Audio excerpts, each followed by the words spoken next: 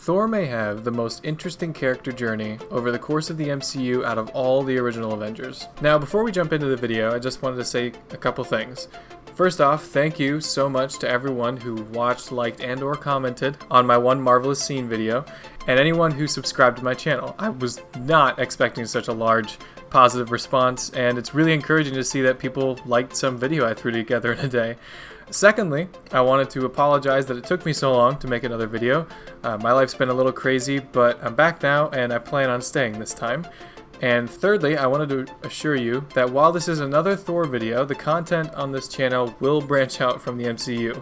I am currently hard at work on yet another MCU video, but this one's going to be a little different and I think you're really going to like it. However, I'm also working on a Star Wars video, a video about some film concepts, and just a couple other little projects that I'm considering, so stay tuned. I'd like to give a big shout out to one of my best friends, Zach. He was my sounding board for most of this video, and he helped me write and come up with the idea for it, so he's also my co-host over on the podcast that this channel is named after, so thank you, Zach, for all of that. Yeah. Alright, now that that's all out of the way, let's dive in. A lot of people have talked about Thor's character arc through the MCU. A lot of videos explaining Fat Thor came out after his debut in Endgame, and while all these videos are good, I feel like they miss a lot about what makes the Journey of Thor so interesting and unique. So I'm going to go through Thor's entire character journey in the MCU and explain why Fat Thor is a perfect culmination of Thor's arc thus far. As usual, the best place to start when telling a story is at the very beginning. For us, Thor's journey starts in his first solo film. For those of you that don't remember the plot of a film that nobody's seen since their Endgame rewatch, when the film begins, Thor is about to be crowned king. He has been training and preparing for this moment his entire life. His purpose in life is to become king, and as many heirs to the throne are, he's excited. He's been looking forward to this his entire life, and suddenly it's interrupted by some frost giants trying to steal back their magical icebox. Thor's reaction is very reactionary and brash. Enemies broke into Asgard, which is never supposed to happen, and Thor sees that as a sign of weakness. So, as an arrogant king would, his first thought is to attack the perpetrators on their own turf. Show them who's boss, basically. Teach them a lesson they'll never forget, but also, through the Frost Giants' example, send a message to the rest of the realms asserting Asgard's dominance. Show them that Asgard isn't weak and falling apart, allowing enemies to slip through the cracks. But Odin takes the approach of a wise, old king. He's made a truce with the Frost Giants, and he is inclined to believe that this was an act of a few extremists, and not as an act of war on the part of the Frost Giant kingdom. Thor's reaction flies in the face of a lesson that Odin had taught him when he was a boy. A wise king never seeks out war, but he must always be ready for it. Thor's plan to teach the Frost Giants a lesson is seeking out war. Ultimately, Thor goes to Jotunheim, the home of the Frost Giants, and enacts his plan anyway, despite his father, his king, forbidding it. Thor is too blinded by his own arrogance to see that he is starting an unnecessary war, and that this act will spill unnecessary blood. This proves to Odin that Thor is not worthy to be king. At least, not yet. So Odin banishes Thor, stripping him of everything that up to this point has defined who he is. He strips him of the kingship, of his worth, of his home, of his life. Literally, he makes Thor mortal. Thor is stripped of everything that defines him and is thrown into a foreign land. Finally, Odin strips Thor of Mjolnir, making it so only he that is worthy may wield the hammer and gain the power of Thor. Thus we get to Thor on Earth, still the same arrogant boy who wants to be king. Until he tries and fails to lift the hammer. As he tries to lift the hammer, he loses the last bit of hope that he might still be able to come home, to be who he used to be, who he's destined to be. When he's at his lowest point, Loki shows up to tell him that their father is dead, and he can never return to Asgard. As far as Thor knows, his last moments with his father were spent failing him completely. He failed his father, he failed his king, and he failed his kingdom. He realizes that he is not worthy. He was a fool. In this moment, Thor is finally truly humbled, resigned to his fate here on Earth. He has to figure out who he is. Who is Thor, god of thunder, if he's no longer a god? At this point, I believe Thor is worthy. But if he were to get his powers back right then, right after he's been brought to his lowest point, he would just revert back to who he used to be. He has to sit in it for a while, let it really sink in. It allows for his character to have that moment where he sacrifices himself, and it makes that moment where his hammer returns to him feel earned. So once he defeats the Guardian on Earth, he finally gets his triumphant return to Asgard. And who's there to greet him? Himself. Loki has become an extreme version of Thor from the beginning of the film. In the beginning, Thor was willing to beat and kill the frost giants to prove himself as king. Loki, at the end of the film, is doing the exact same thing. Granted, it's a little different. Loki is killing the entire race, while Thor just wanted to kill a main few, and Loki's audience is different. Thor was trying to prove it to the Nine Realms to assert his dominance as king, while Loki is trying to prove it himself to his father. But the basics are very much the same. It's the perfect symbolism. Thor is literally defeating his old self and becoming a new man, or god. And finally, Thor breaks the bridge. Now, people always say this moment is impactful because Thor is destroying the only way for him to see the woman he loves again, at least for a while. And yes, he is doing that, but he's doing it to save the Frost Giants, a race he was willing to kill just to prove a point earlier in the film. That is the impact of this moment. Thor is willing to lose the woman he loves, potentially forever, to save a race that he had no problem killing earlier in the film. This is the growth of Thor in this film. The growth into a person worthy of the throne of Asgard. After this movie, Thor kind of stalemates for a while. He doesn't take the throne, but he is the worthy protector of the Nine Realms. In Avengers, he hunts down his brother and the Tesseract. In Thor the Dark World, he restores order to the Nine Realms, which have fallen into disarray since the destruction of the Bifrost in the first film. Which, by the way, is a really interesting direction to take the story. Too bad we only caught the end tail of it in Dark World. By the end of Dark World, he realizes that he doesn't want to be king. Even though he is worthy of the throne, he doesn't feel he is ready for the responsibility of the throne. And so he would rather do what he knows he's good at and be the protector of the Nine Realms. And so in Avengers Age of Ultron, Thor is doing just that, protecting the realms, mainly Midgard. But I want to highlight two scenes in Age of Ultron, the first of which is the great after-party scene where the Avengers all try to lift the hammer. In that scene, Tony and Thor have this exchange. Right, so if I lift it, I then rule Asgard? Yes, of course. Keep this scene in the back of your mind and notice how being worthy is directly linked to ruling Asgard. It's going to become important later. The second scene is what Thor sees when Scarlet Witch shows him his greatest fear. Thor sees Ragnarok, or a really weird version of Ragnarok. The vision shows us that Thor's greatest fear is failing his people. He knows doom is coming and is afraid of losing, which is exactly what he starts doing. Now Thor's story starts to get really interesting, starting with Thor Ragnarok. Up to this point in the MCU, Thor has been a pillar of the Marvel Universe, the god of thunder, defeating his enemies and staying worthy. So what do you do with a character who has never lost before? You tear him down from his pedestal and have him lose. And Ragnarok is the start of Thor's journey of just getting beaten down. In Ragnarok, Thor loses his father, the biggest mentor figure in his life, and then he loses his hammer, the object he's put all his worth in. The rest of the film is about Thor discovering his own self-worth, figuring out who he is without his hammer, the thing that embodies his worthiness to be king of Asgard. He feels all of this responsibility because he's failing to protect his people and his friends in the Warriors 3, as they're being killed and conquered by Hela, and he has to save them and lead them. On top of that, he's lost all confidence in his own abilities because he doesn't know how to fight without his hammer. He has that scene where he says the hammer just felt like an extension of himself, so now he feels like he's missing part of a limb. By the end of the film, he figures out how to operate without his hammer. Continuing the metaphor of losing a limb, he's figured out how to operate and continue living without it. He's discovered his new self. Now he's the king of Asgard. He has the responsibility, which he doesn't want, thrust on him, and he must now protect and lead his refugee people. And he fails again. At the start of Avengers Infinity War, Thor has lost to Thanos. Half of his people have been killed, his best friend Heimdall is murdered in front of him while he watches powerless, and his brother is choked to death while he once again watches powerless. And he's left there, all his friends and family dead, hopeless, and powerless. So when the Guardians pick him up, he is understandably shaken, and he tries and fails to cover it up with his classic Thor manliness and humor. But Rocket gets through to him. Thor shares that he's lost everything and everyone. He lost his mother, he lost his father, he lost his brother, he lost his best friend. The only thing he has left, his only will to live any longer without his friends and family, is revenge. He goes on a whole quest to get Stormbreaker the Thanos killer just so he can kill Thanos and avenge his fallen people, including his brother and his best friend. When he finally reaches Thanos with Stormbreaker in tow, he makes a fatal mistake. Instead of going for the head, a swift, lethal blow, Thor chooses to go for the chest. He wants to gloat. And that is his ultimate failure.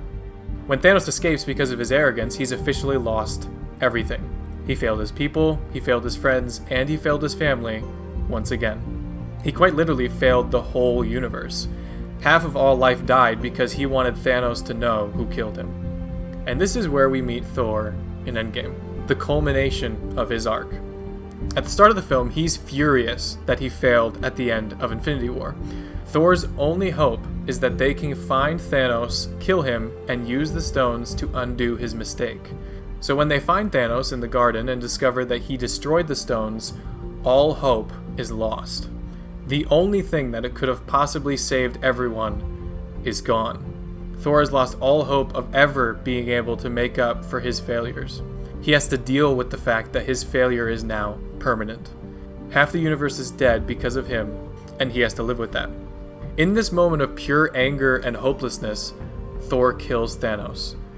But it doesn't make him feel any better. It's an empty act. Cut to 5 years later, and we get possibly one of the biggest surprises in the MCU, Fat Thor. But what I love about it is that it makes so much sense. What does someone do when they've lost everything? They spiral into depression, and that's exactly where we find Thor. He is depressed, and the form his depression takes is gluttony and alcoholism. He's trying to forget his pain because he can never get rid of it. Thor blames himself for the loss in many ways, and he's basically masking it. He's hiding in things like alcohol and food and video games and TV, and he's cloistered himself in this cabin here, and he's very much hiding from the pain that he can't face. It also makes sense that he reacts the way he does when Professor Hulk mentions Thanos. And this is a moment right here where, in a single moment, when Hulk says Thanos, you see Chris Hemsworth reveals to us what the pain that he's been masking. There's a tragically haunted man, and the tone shifts there very, very delicately. Don't you say that. Even Korg shifts tone and becomes part of the conversation in this moment. Thanos is a reminder to Thor of his monumental failure. Just the thought of him brings Thor to tears. You also notice the room, for as funny as this scene is, the room is very moody and dark. That really speaks to the fact that there's a duality going on in the scene, and that, ultimately the story lies in Thor's pain. And that's really what we're sort of moving here through on a story level here, and what this character is trying to push through. And initially, Thor refuses to go. He's not ready to deal with his trauma. He's been covering up all his emotions with food and booze for so long that he's not ready to bring all of that back up to the surface, which is evident in a later scene in the film. When he and Rocket are on Asgard about to go into Jane's room and retrieve the ether, Thor starts to panic and break down. Are you crying? He's standing on Asgard, his home that was destroyed a little over 5 years ago. He sees his mother, who died about a decade ago. And even when she did pass, he barely had time to mourn her because he had to go stop Christopher Eccleston from destroying more of London. Rocket slaps Thor, trying to get him to focus on the task at hand, but he just can't. While some parts of this moment are played for comedy, I think the effect on Thor shines through. It's all just so overwhelming for him. Then, just when we think he's up for the task, he runs away. He does what he's been doing for the last 5 years, and he runs away from his responsibilities. He runs straight for his mother, who he hasn't seen in about a decade. Not only did he not really get time to mourn her before, but from what we've seen, he really didn't spend that much time with her when she was alive. Most of his life was spent trying to impress his father and live up to his expectations. Even in the MCU, he spent most of his time protecting the realms, usually not on Asgard. Out of all the people he's lost over the years, he probably wishes he had more time with her the most.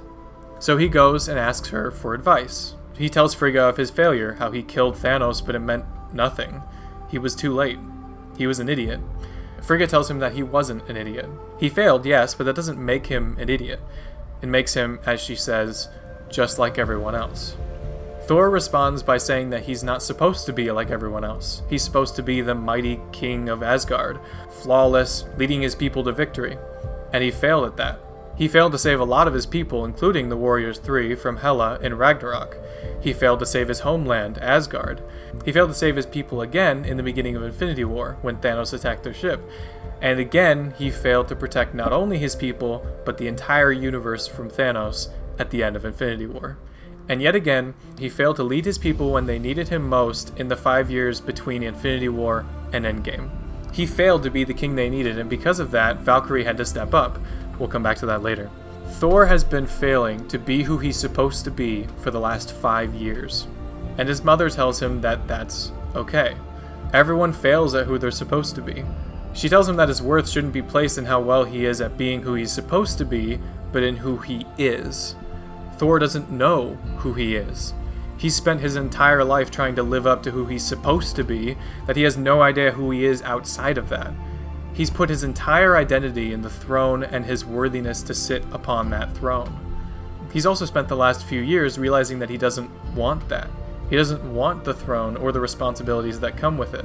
That's why he refused the throne in the Dark World. That's why he's so uncomfortable in the throne at the end of Ragnarok. So now he has a new mission, to find out who he is outside of his supposed destiny. Who is Thor, really? All of this, I think, is embodied perfectly in the next moment, where Thor stops Rocket to see if he can still summon Mjolnir. He wants to see if the hammer still finds him worthy. But this time, it's a different kind of worthy. Thor is shocked when Mjolnir comes to him. A lot of people have praised this moment for showing that being depressed doesn't make you any less worthy, and I agree, that is a wonderful message that the movie sends very well. But I think that this moment means even more than that to Thor. As I've outlined throughout this whole video so far, Thor has always equated being worthy of wielding Mjolnir with being worthy of the throne. Remember that scene from Age of Ultron? Right, so if I lift it, I then rule Asgard? Yes, of course. In Thor's mind, if you are worthy to wield Mjolnir, that means you are worthy to sit on the throne of Asgard. He didn't refuse the throne in Darkworld because he wasn't worthy, he refused it because he didn't feel that he was ready. Being worthy to wield Mjolnir has always been linked to being worthy of the throne. Until this moment. In this moment, Thor knows he is not worthy to sit on the throne of Asgard. He has been failing to fulfill his role as king in the 5 years between Infinity War and Endgame when his people needed him most. They were reeling, in need of a leader, a king, to guide them and help them. And who filled that role for them? Valkyrie, not Thor. Thor spent those 5 years trying to forget his failure and bury his sorrows in beer, pizza, and Fortnite. Even now, Thor knows he is not fit to be king. Thor's also finally realized that he needs to figure out who he is, instead of trying to be who he's supposed to be. So the reason he's shocked when Mjolnir comes to him is that for the first time, being worthy of the hammer is not related to being worthy of the throne. Mjolnir has found him worthy despite him not being worthy of the throne.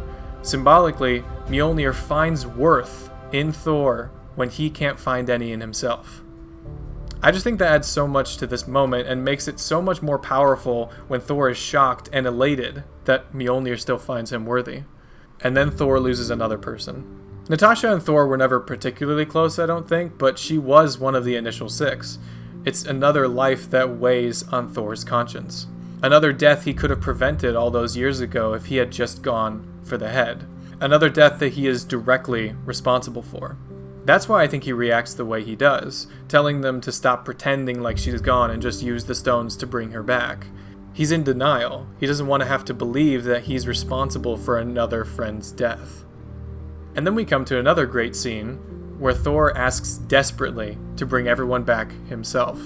The rest of the Avengers tell him he's in no state to do so, which is absolutely true. Not only does it seem like he might not be as strong as he once was, which is proven wrong in the final battle, but he is not in a mental state where he could safely bring everyone back, which is the ultimate tragedy.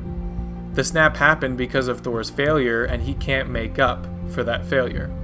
He has to live knowing that someone else fixed his mistake, and he cost Natasha her life. Jumping to the final battle, what I love about this scene that many others have pointed out as well is that despite being Fat Thor, he's still a badass fighter that holds his own against Thanos more than once. It's actually come out since that at some point in the film, Thor was supposed to go through a training montage where he would lose the weight again, but Chris Hemsworth proposed that he keep the weight, and I love that. I'm so happy that they kept it. It makes a much stronger statement about depression than if he had lost the weight halfway through the film. And finally, we have Thor's last scene in the film. He makes possibly the wisest decision he's ever made to let Valkyrie be king. She's been essentially fulfilling the role for 5 years now, and he sees that she is a much better fit for Asgard right now. He needs to figure out who he is, and he can't do that and be a good king. Instead, he decides to hitch a ride with the Guardians, and I cannot wait to see how that plays out, hopefully in Guardians 3. I just think this journey for Thor has been so brilliant, and I'm so excited to see where it goes next.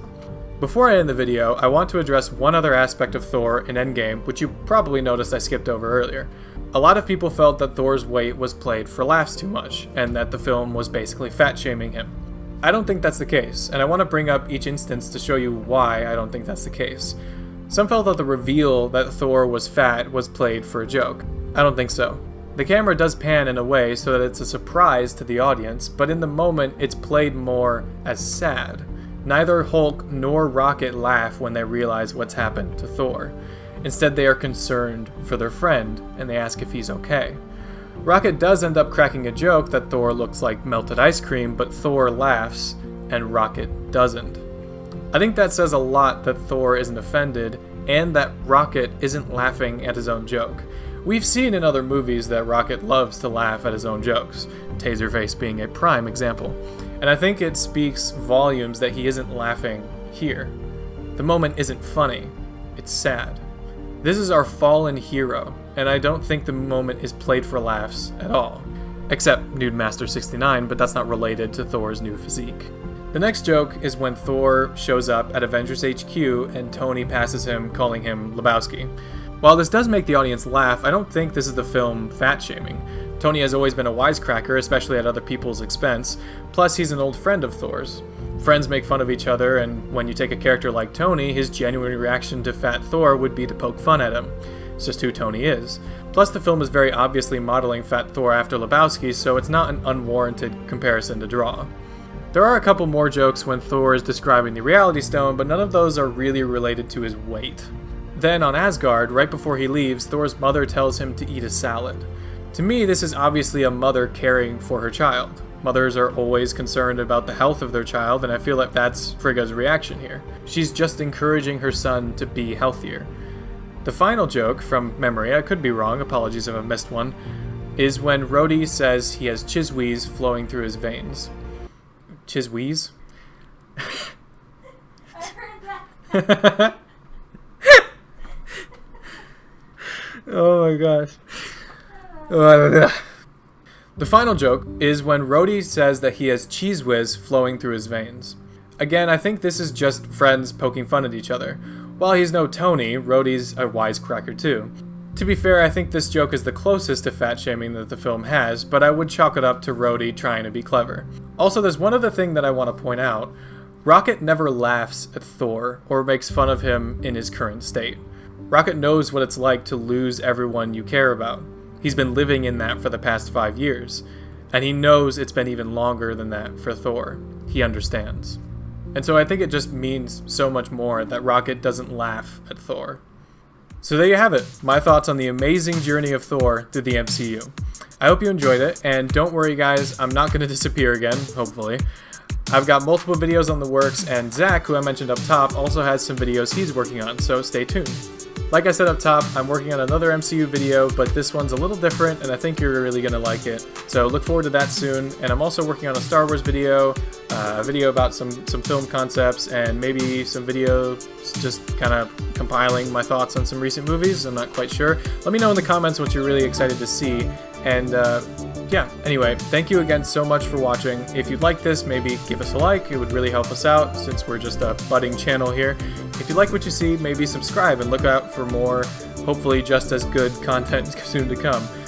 What are your thoughts on Fat Thor? Comment below. I'm really curious to see what others think.